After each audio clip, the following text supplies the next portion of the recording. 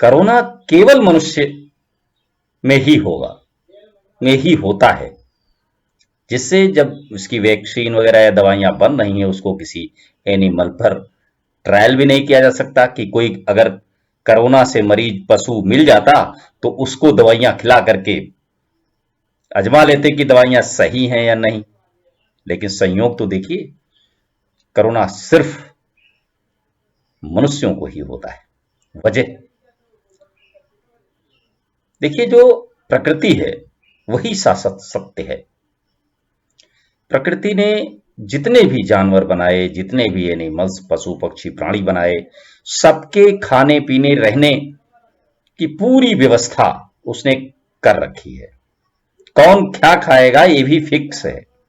शेर है, वो सिर्फ मांसाहार करेगा। बकरियां, गाय, हाथी, ऊंट, ये सब दूसरे पौधों की डाल शाखाओं को खाएंगे, वही खाते भी हैं। मनुष्य का जो अंतरांग है, जो पोषण तंत्र है, वो क्या खाने के लिए बना हुआ है?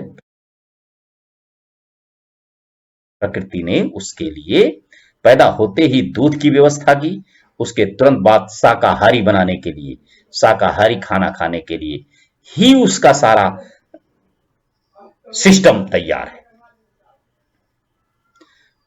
पौधों के प्रत्येक अंग को, जड़, फल, फूल, पत्तियां, तना, सब कुछ उसके खाने के लिए बना हुआ है और उसका पाचन तंत्र उन्हें बखूबी पचा भी सकता है। लेकिन मनुष्य सुनने वाला कहां, वो तो अपनी मर्जी का मालिक बनता जा रहा है।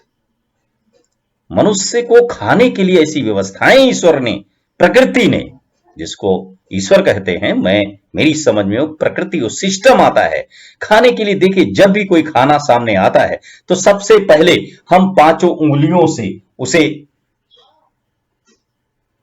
टटोलते हैं। उसका टेम्परेचर क्या है, कितनी हार्डनेस है, थोड़ा छूते हैं, महसूस होता है, हमारा मस्तिष्क उस पर काम करता है। फिर उसको उठाते हैं, मुंह के पास लाते हैं।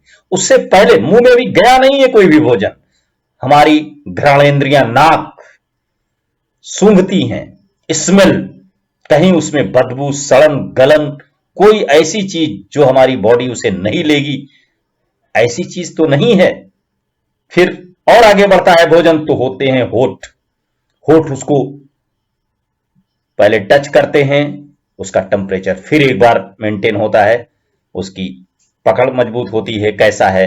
फिर जीभ पर रख लिया जाता है, जीभ तुरंत इतनी मुलायम होती है कि उसको एडजस्ट करती है, उसके चारों तरफ उसको पकड़ती है और महसूस करती है। फिर दांतों के द्वारा उसमें यह ढूंढा जाता है कहीं इसके अंदर कोई हार्ड पदार्थ तो नहीं जा रहा है, हमारे पाचन तंत्र को बेकार कर दे। तो कुचलता है उसे, मलता है उसे, मसलता है, एक एक कोने कोने में जीभ उसकी मदद करती है। जो भोजन मुंह में हम रख चुके हैं उसमें दांतों द्वारा उसे ढूंढा जाता है, इसमें कोई हार्ड पदार्थ तो हमारे भोजन के अंदर नहीं जा रहा।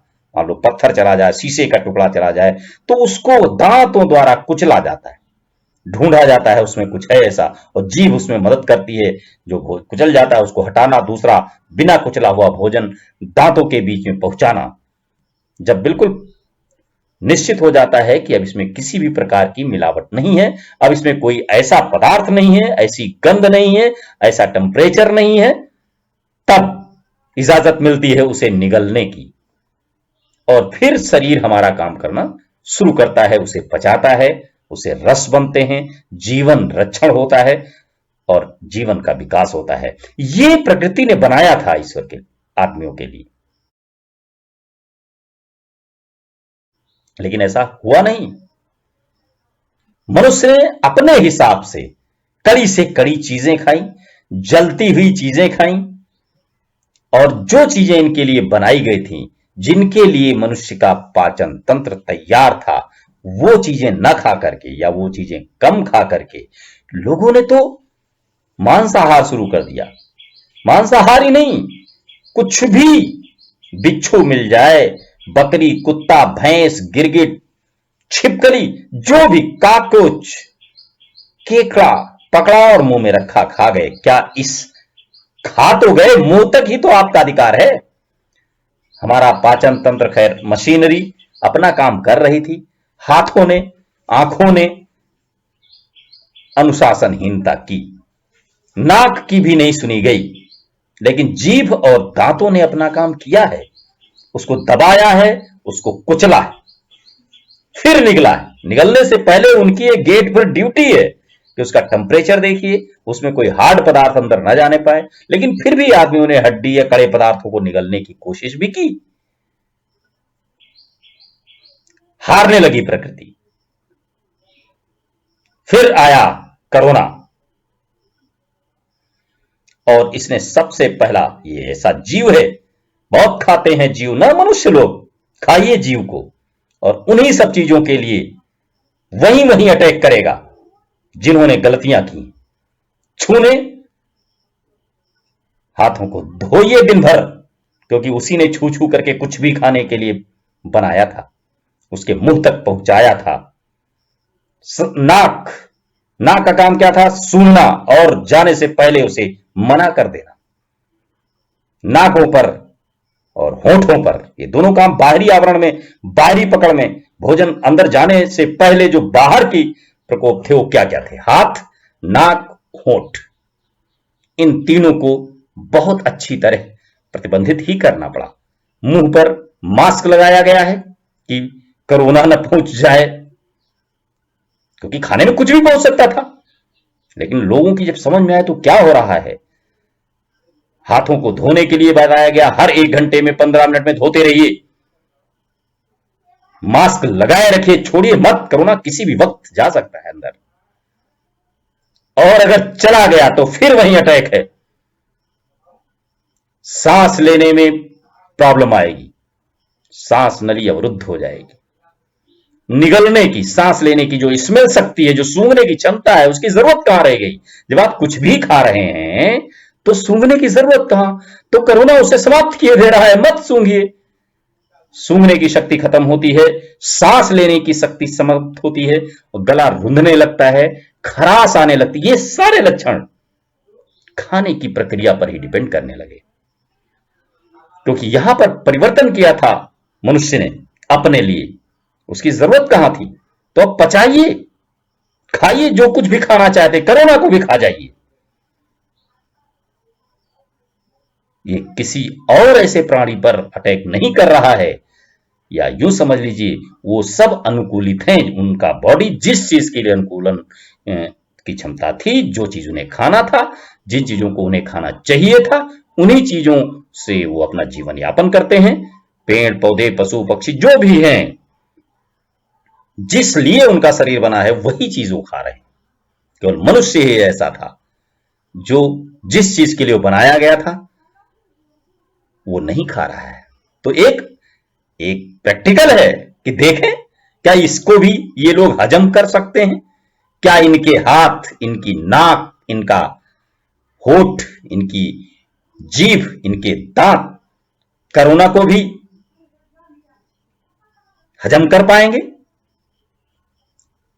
ये सब सबसे ज्यादा चीन में ही तो खाया जाता था, इसीलिए वहीं से शुरुआत भी हुई इसका। तो मनुष्य में ही कोरोना का प्रकोप है, प्रकोप नहीं, ट्रायल है कि देखिए सब कुछ हजम कर ले गए, कोरोना को भी हजम कीजिए।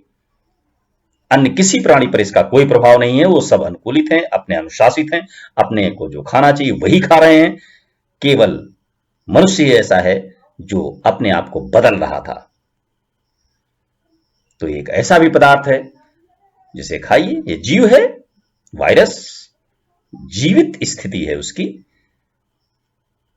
इसीलिए अपने आप को प्रकृति के अनुसार ही, मैंने एक वीडियो और बहुत पहले डाला था कि प्रकृति के साथ जिंदा रहना होगा। अगर कोई बचता है, रहता है, तो उसे भी और अभी भी चालू हो जाइए, सूरज की रोशनी के साथ उठिए और सूरज छुपने के बाद ही तुरंत सोइए। जो आपके भोजन के लिए बताया गया है, जो घास फूस, पेड़ पौधे, फल फूल, जड़ तने, जिसके लिए हमारा सिस्टम तैयार है, जिसके लिए हमारा पाचन तंत्र बिल्कुल रेडी है, जिनको पचाने के लिए हमारे अंदर शक्तियां दी गई हैं, उन चीजों का ही सेवन कीजिए। भाई आग को छुएंगे तो जलेगा ना, क्योंकि हमारी बॉडी आग को छूने के लिए नहीं बनाई गई है। तो जिस चीज के लिए हमारा शरीर बना है, हमें उन्हीं चीजों का प्रयोग करना चाहिए। कोरोना हमारा कुछ नहीं बिगाड़ेगा। टकराइए मत, समय के साथ बहिए, समय की जरूरत है, सावधान हो जाइए, वरना कोरोना से टकराइए, ना आप सांस ले पाएंगे, ना खा पाएंगे, ना छू पाएंगे कुछ भी। कितनी मुश्किल घड़ियां आ गई हैं। कोरोना काल चल रहा है, सावधान रहने की जरूरत है। मेरा आप सभी से अनुरोध है कि इन अपनी इंद्रियों को कंट्रोल कीजिए। छूइए, जिस चीज के लिए छूना था उस चीज के लिए छूइए। सूंघिए, अगर हमारी बॉडी उसे स्वीकार नहीं करती तो जबरदस्ती मत कीजिए उसके साथ। दांतों का भी प्रयोग होने दीजिए। अगर कोई हार्ड चीज आती है तो उसको मुंह से बाहर कीजिए, अंदर मत निगलिए। होंठ, उनका भी सही प्रयोग कीजिए। हमारा जीवन अमूल्य है। देखो कौन कौन बचता है, किसको कोरोना नहीं छूता है। प्रकृति के साथ जीने की कोशिश कीजिए। हमारी इच्छा है, शुभकामनाएं हैं सभी लोगों के साथ कि किसी को भी कोरोना ना हो।